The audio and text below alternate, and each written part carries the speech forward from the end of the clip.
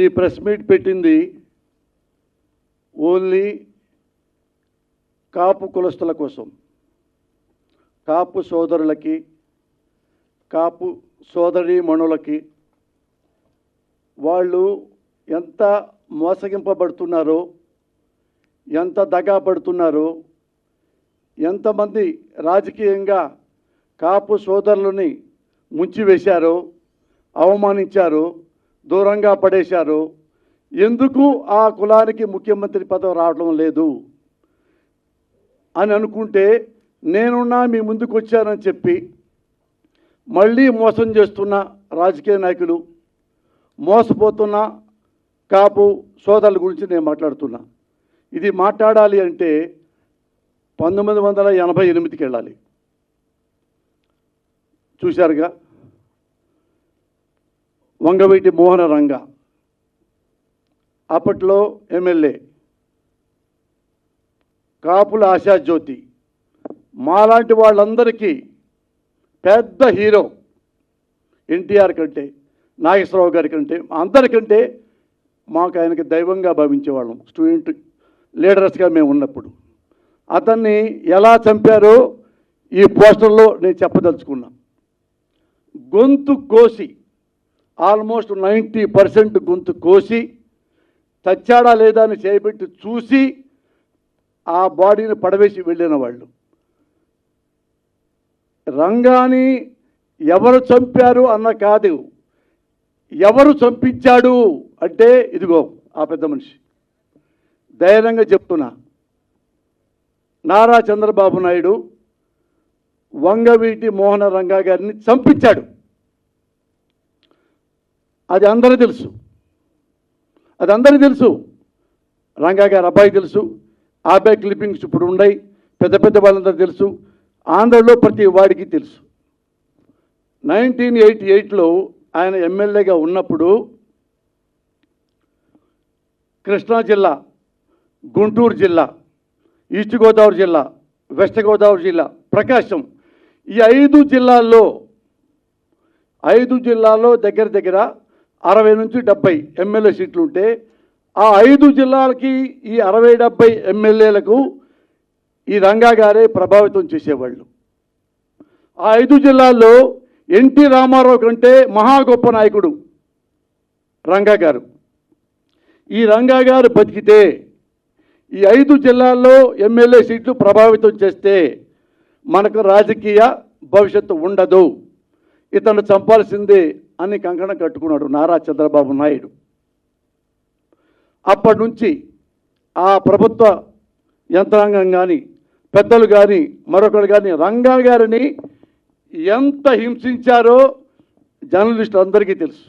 ఆయన ఇంట్లోంచి బయటికి కారులో వెళ్తుంటే ఎమ్మటే కారు ఆపటం, కారులో చిన్న కర్ర ముక్క దొరికినా కానీ ఎమ్మటే పోలీస్ స్టేషన్ తీసుకెళ్ళటం, వెంటనే సబ్ జైలుకు తీసుకెళ్ళటం, ఎలా మొత్తం. అతను ఇక నేను ఎందుకు బతుకున్నాను రా, ఆత్మహత్య చేసుకోవాలి అన్నంతగా హింసించారు. ఒక స్టేజ్లో తెలిసిపోయింది రంగా గారికి, నన్ను డెఫినెట్గా చంపేస్తారు. ఆయన రెస్పెక్ట్గా ఎన్టీ రామారావు గారికి లెటర్ రాశాడు. ముఖ్యమంత్రి రామారావు గారు, ముఖ్యమంత్రి గారు నాకు ప్రాణ భయం ఉంది, నన్ను చంపడానికి ప్రయత్నిస్తున్నారు, అది మీకు తెలుసు, నాకు రక్షణ కల్పించండి, నాకు సెక్యూరిటీ ఇవ్వండి. ఇది తెలిసిన చంద్రబాబు నాయుడు రామారావు గారి ద్వారా రంగాకి సెక్యూరిటీ ఇప్పించడానికి ఇష్టపడక దాన్ని పక్కన పడేశాడు. కొన్నాళ్ళు చూశాడు, మళ్ళీ లెటర్ రాశాడు హోమ్ మినిస్టర్కి, ఎవరు, కోడెల శివప్రసాద్ గారికి. ఆయన పొరపాటును కూడా రెస్పాండ్ అవ్వాల బికాజ్ ఆఫ్ చంద్రబాబు నాయుడు. మళ్ళీ వెయిట్ చేశాడు. ఇక ఆంధ్రప్రదేశ్ ప్రభుత్వం ద్వారా ఒక్క ఎమ్మెల్యే నాకు ప్రాణ రక్షణ కావాలి అంటే ఎవరి ప్రభుత్వాన్ని, ఆ ప్రభుత్వాన్ని ఇప్పుడు మనం చూసాం. ఆయన ధైర్యంగా కేంద్రానికి లెటర్ రాశాడు రాజీవ్ గాంధీ గారికి, అప్పుడు ఆయన ప్రధానమంత్రి.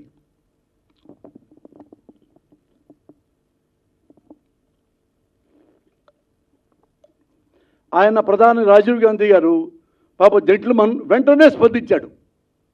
అప్పుడు కేంద్ర మంత్రి శివశంకర్ గారు ఆయన వెంటనే విజయవాడ పిలిపించాడు. ఎందుకు, ఏమైంది, మన ఎమ్మెల్యేకి ఆ రంగా గారికి వెంటనే వెళ్ళండి, అన్నీ చూడండి అంటే ఆయన ఢిల్లీ నుంచి శివశంకర్ గారు విజయవాడ వచ్చారు, రంగా గారిని కలిశారు, భరోసా ఇచ్చారు. మేమున్నాం, పార్టీ ఉంది, ప్రభుత్వం ఉంది, కేంద్రం ఉంది, నేను చూస్తా 24 గంటల్లో అని 24 గంటల్లో వెళ్ళే పరిస్థితులు ఉంటే ఇది తెలిసిన చంద్రబాబు ఇంటెలిజెన్స్ ద్వారా వీడు బతుకుంటే మనకి రాజకీయ భవిష్యత్తు లేదు. అదే రోజు రోడ్డు మీద నరికి చంపించాడు చంద్రబాబు నాయుడు రంగా గారిని. ఆ రోజుల్లో కాపుల్లో ఏ ఒక్క మనిషి కూడా కన్నీళ్లు పెట్టని వాళ్ళు లేడు, ప్రజల్లో ఏ ఒక్కరు కూడా అన్నం ముట్టిన వాళ్ళు లేరు. అంతగా ప్రేమించేవాళ్ళు అప్పట్లో రంగా గారిని. ఎలా చంపారంటే అల్లూరి సీతారామరాజుని ఎలా పిరికి పందల్లా చంపారో అలా చంపారు. అది 87, 88 నేపథ్యం. ఇప్పుడు ఈ కాపు సోదరులు అనుకునేవాళ్ళంటే ఇప్పుడు కూడా మా రంగన్న ఉంటే ఇప్పుడు 100% ముఖ్యమంత్రి అయ్యేవాడు అని అనుకుంటున్న తరుణంలో ఓ తెరపైకి పవన్ కళ్యాణ్ వచ్చాడు. నేనున్నాను అన్నాడు. కాపు సోదరుల దగ్గరికి వెళ్ళాడు. నేను పార్టీ పెట్టాను అన్నాడు. నేను ముఖ్యమంత్రిని అవుతాను అన్నాడు. మీ అందరూ నాకు అండగా ఉంటే అన్నాడు అని చంద్రబాబు నాయుడిని, బాలకృష్ణని, నారా లోకేష్ బాబుని, పవన్ కళ్యాణ్ తిట్టులు పచ్చి బూతులు తిట్టాడు చంద్రబాబుని. నారా లోకేష్ అయితే మీకు చెప్పకల్లా, బాలకృష్ణ అయితే మీకు చెప్పకల్లా ఘోరంగా తిట్టాడు. కాపు సోదరులు నమ్మారు, క్లాప్స్ కొట్టారు. మీరంతా యూనిట్గా ఉండండి, నేను ముఖ్యమంత్రిని అవుతాను ఈలలు వేశారు. చాలా సంతోషపడ్డాడు. పోనీలే రంగా గారు పోయారు, రంగా అంత కాకపోయినా ఈయన కూడా మనకు అండగా ఉంటాడు అని ఆశపడి వాళ్ళందరూ యూనిట్గా ఉంటే ఈయన వారాహి కూడా కొనుక్కొచ్చాడు. వారాహి మీద దిగాడు, అందరితో ఉన్నారు, విధులు చేస్తున్నారు. మళ్ళీ మీరందరూ యూనిటీగా ఉండండి, మన కాపులందరూ ఉంటాం సార్ మీకోసమే, నా కోసం కాదు, చంద్రబాబు కోసం. నాకు ముఖ్యమంత్రి అయ్యేంత సీను లేదు. కమ్మ నాయకుడు చంద్రబాబునే మన ముఖ్యమంత్రిని చేయాలి. కాపుల మనోభావాలు ఎలా ఉంటాయో మీరు ఒకసారి క్వశ్చన్ చేయండి సార్.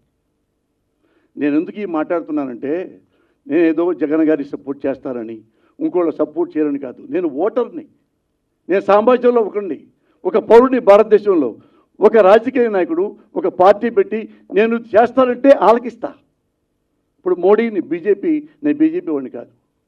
మోడీని ఎందుకు ఇష్టపడతాను? ఆనెస్ట్ ఫెలో కాబట్టి, టాలెస్ట్ ఫెలో కాబట్టి. కేసీఆర్ ఎందుకు పడ్డాను? అతను తెలంగాణ తెచ్చాడు కాబట్టి, తెలంగాణ తేటంలో ముఖ్యుడు కాబట్టి. నాకు పర్సనల్గా నాకేం ఉండవు. ఎందుకు జగన్ గారిని సపోర్ట్ చేస్తానంటే ఒక ఓటర్గా నేను ఎప్పుడు ఏ పార్టీలో సభ్యుడిని కాదు ఈ రోజు వరకు. For your kind information. ఎందుకు ఉన్నాళ్లలో ఈయన బెస్ట్. 13 ఏళ్ళను చూస్తున్నా, 14 ఏళ్ళు నుంచి జగన్ గారిని. ఉన్నాళ్లలో బెస్ట్, అందుకే ఆయనగానే సపోర్ట్ చేస్తున్నాం. అలాగే ఈ పవన్ కళ్యాణ్ కూడా అలాగే ప్రజల కోసం, ముఖ్యంగా కాపుల కోసం అండగా ఉంటాడనుకున్నా. ఏ రోజైతే రోడ్డు మీదకి వచ్చి ఎవరైతే ఏ చంద్రబాబుని బూతులు తిట్టాడో అదే చంద్రబాబుని దేవుడని, కమ్మ కులస్తుడు, అతనికే ముఖ్యమంత్రి అర్హత ఉంది, ఆయనకే ఓట్లేని మన కాపులంతా. ఎందుకు వేయాలి మొత్తం కాపులంతా? రంగా గారిని చంపించినందుక? అవినీతిపరుడైనందుక? దేనికో చెప్పండి అంటే అడగొద్దు, సలహాలు అడగొద్దు అన్నాను. సలహాలు అడిగారంటే, నాతో ఇట్లా ప్రశ్నించారంటే మీరు వైసీపీ గూఢాచారం అని అనుకోవాల్సి వస్తుంది అని ఒక మాట మాట్లాడతాడు.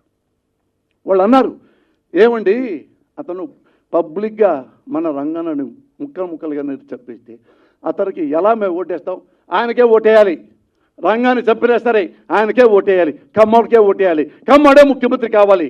మరి మా కాపుల్లో లేరా ముఖ్యమంత్రి అయ్యేవాళ్ళు? కాపులు ఎంతమంది చదువుకున్నారు, ఎంత లెజెండ్స్ ఉన్నారు, ఎంత లెక్చరర్స్, ప్రొఫెసర్స్, ఇండస్ట్రియలిస్టులు, ఐఏఎస్లు, ఐపీఎస్లు, హానెస్ట్ ఫెలోస్, కాపుల కోసం ప్రాణం ఇచ్చే నాయకులు ఎంతమంది లేరు?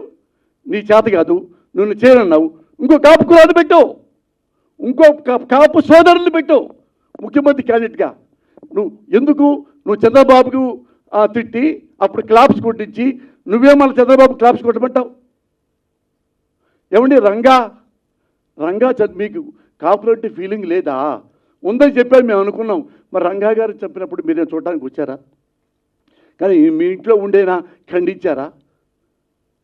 ఖండించరా? రంగా గురించి చెప్పలా. మరి ఏం మరి ఈయన ఉన్నాడు ముద్దగా పద్మనాభం గారు, ఆయన మెడబెట్టి నెట్టారు, అరెస్ట్ చేశారు చంద్రబాబు నాయుడు గారు ప్రభుత్వంలో. ఆడపిల్లల్ని ఆడపడుతుల్ని ఏడ్చేలా చేసి జీబీకి ఇచ్చారు, అరెస్ట్ చేశారు, అంత అవమానించారు మన కాపు కులస్తుల్ని. అప్పుడు ఆయన ఇంటికి వెళ్ళలేదే, ఈ ఖండించలేదే, కబడ్దారు అనలేదే. కానీ నువ్వేం చేశావు? అవినీతి పొడయి రాజమండ్రి జైల్లో పడేస్తే వామ్మో నా నాయకుడిని, వామ్మో మా చంద్రబాబుని జైల్లో పడేసారు పరిగెత్తుకుంటూ వచ్చి రోడ్డు మీద దొరికి వెళ్ళిపోయి జైలుకి వెళ్ళావు. కుడి చేతుల్లోనేమన్నా లోకేష్ని పెట్టుకున్నావు, ఈ ఎడమ చేతుల్లోనేమన్నా బాలకృష్ణని పెట్టుకున్నావు, వెనక నీ మనసులోనేమన్నా మనోహర్ని పెట్టుకున్నావు, నీ గుండెలు ఏమన్నా చంద్రబాబును పెట్టుకున్నావు. అక్కడ జైల్లోకి వచ్చి అంత బిల్డప్గా మాట్లాడి ఆయన లేకపోతే నేను బతకలేను చంద్రబాబు లేకపోతే అన్నవాడివి కాపులు ఎందుకు రెచ్చగొట్టావు? ఎందుకు దుర్మార్గంగా మళ్ళా వచ్చిచ్చావు? మరి ఇంతమంది పోనీ నేను ఎలక్షన్లు వచ్చినప్పుడు చిరంజీవి గారు పార్టీ పెట్టినప్పుడు నేను ఓటేయడానికి అడిగితే చలరూరుపేటలో ఒక అమ్మ నాకు ఓటేవంటే వద్దు పోస్తానికి ఇష్టపడలే, నువ్వు కాపుల్లో నుంచున్నావు, కాపులు కోటేస్తారంట, కాపుల్లో రౌడీలు గుండాలు ఉంటారు, కాపులు గెలిస్తే మనకు అమ్మాళ్ళను బతకనివ్వరు. తల్లి సాక్షిగా నా బిడ్డ సాక్షిగా ఇదే వరడు ఒక తల్లి చెప్పింది అందరం చిలకలూరుపేటలో. కాపు కులస్తులు చాలామంది నేను అనుకున్నారు, వాళ్ళు పళ్ళు బిగబెట్టుకొని కాపుగా నేను వద్దురయ్య ఎవరొద్దు ఆ తల్లిని అని పక్కొచ్చు. ఇది నీకు తెలుసు కదా. కాపుల్ని రౌడీలు అన్నాడు చంద్రబాబు, కాపులు గుండాలన్నాడు. మరి ఎందుకు ఓటేయాలి? వేయాల్సిందే, కాపులు గుండాలన్నా అనుకుంటున్నా కానీ చంద్రబాబుకే వేయాలంతే. అడగదు, నో క్వశ్చన్, సలహా అడగదు, కబడ్డార్. ఇది ఎక్కడ పాలిటిక్స్, ఇది ఎక్కడ రాజకీయం అంటే నాకు డౌట్ వస్తుంది చాలామందికి. ఎందుకంటే ఈయన ఎంత ఇష్టపడుతున్నాడంటే, సడన్గా ఎంత ఇష్టపడుతున్నాడంటే, నేను కమ్మకలంలో పుడితే బాగుండేది అని ఫీల్ అవుతున్నావా? నేను కాపు కులంలో ఎందుకు పుట్టాను అని ఫీల్ అవుతున్నావా? ఎందుకు నువ్వు కాపులు పనికిరారు ముఖ్యమంత్రికి, చంద్రబాబే పనికొస్తాడు, రంగాన్ని చంపిన వాడే ముఖ్యమంత్రి అయితే బాగుంటుంది, ముద్రగా పద్మనాభం అని అవమానించినా సరే ఆ కమ్మ కులస్తుడు కమ్మ నాయకుడు చంద్రబాబే అర్హుడు ముఖ్యమంత్రి. కాపుల్ని గుండాలంటే, కాపుల్ని అరెస్ట్ చేస్తే, కాపుల్ని చిలకలూరుపేటలో తిట్టి కమ్మాళ్ళ మనసులో విషయం నింపి చిరంజీవిని ఓడించావే. ఎలా నువ్వు మీ అన్నయ్యని తిట్టిన వాడే మళ్ళీ నాయకుడు, ఆ చంద్రబాబు నాయుడే, అతనే మళ్ళీ ముఖ్యమంత్రి అవ్వాలి. ఇంకెవరికి? నువ్వు కూడా అవ్వ ముఖ్యమంత్రి, నేను కూడా అవ్వను, బాబే అవ్వాలి. ఇలాంటి రాజకీయ నాయకుడిని ఎప్పుడైనా చూశారా? నేను అందుకే కాపు కులస్తున్నట్టు అడుగుతున్నా, సార్ మీలో ఎంతమంది రంగాన్ని చూశారో నాకు తెలియదు. ఇప్పుడు 40 ఏళ్ల వయసు ఉన్న వాళ్ళు ఎవరు చూసి ఉండరు. నాకు 81 నుంచి రంగా శిష్యుడిని, పోసాని కృష్ణమురళి. నన్ను నాగార్జున యూనివర్సిటీలో స్టూడెంట్స్ యూనియన్గా జనరల్ సెక్రటరీగా నన్ను గెలిపించాడు రంగా గారు. అప్పుడు విజయవాడ ఊరంతా ఊరేగించాడు రంగా గారు నన్ను, కమ్మవాడిని. మా కమ్మాళ్ళు అన్నారు, రే నువ్వు అక్కడికి వెళ్తున్నావు విజయవాడలో, ఆయన నేను యూఏ పార్టీలో ఉండమంటాడు, ఆయన అందులో చేర్చుకుంటాడు. రంగా ఆ టైపు కాదురా, అతను కాపే, మన కమ్మే, మన పడపోవచ్చు. నాకు ఇష్టం. వెళ్ళాను, బత్తు తిప్పాడు, నాకు అన్నం పెట్టించాడు, నా పక్కన కుర్రాళ్ళకి అన్నం పెట్టించారు. నన్ను అడగల మన పార్టీలో చేరారు, యుఎస్లో కాదు. అంత గొప్ప రంగా నాకు బాగా తెలుసు. ఆయన అంటే నాకు ప్రాణం. మా కుటుంబ సభ్యులు ఎందుకు చెప్తున్నానంటే, నా భార్య తమ్ముడు పెళ్ళైతే పెళ్లి కార్డు కోసం రంగా గారింటికి వెళ్ళింది నా భార్య తమ్ముడు. రంగా గారు ఎంతో ఆప్యాయతం, రతన్ కుమారి ఇదిగో చావా అమ్మాయి వచ్చింది, చావా గారి అమ్మాయి వచ్చింది, అంతా బిడ్డల్లా చూశారు నన్ను, మా కుటుంబ సభ్యుల్ని. అతనికి కమ్మకులంలో పుట్టాడు, కాపు కులంలో పుట్టాడు, కాపును ప్రేమిస్తాడు. కానీ అన్ని కులాల వాళ్ళు ఆయన దగ్గర పనిచేస్తారు, అన్ని కులాల వాళ్ళు ఆయన దగ్గర అనుచరులుగా ఉంటారు, సహచరులుగా ఉంటారు. కొంతమంది చంద్రబాబు దగ్గర అనుచరులు ఉంటాడు, డబ్బులు ఇస్తే పనిచేసేవాళ్ళు. ఈయన దగ్గర సహచరులు ఉంటారు, ప్రాణం ఇచ్చేవాళ్ళు. That is Ranga. అలా రంగాన్ని మీరు నిజంగా ప్రేమిస్తే ఏ ఒక్క కాపు సోదరుడైనా, ఏ ఒక్క కాపు సోదరి అయినా సరే చంద్రబాబు అనేవాడికి ఓటేయకండి, టీడీపీకి ఓటేయకండి, సైకిల్ గుర్తుకు ఓటేయకండి.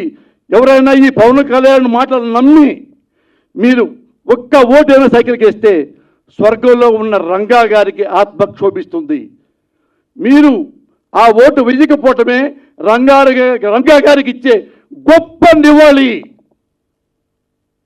జోహార్ రంగా. Thank you.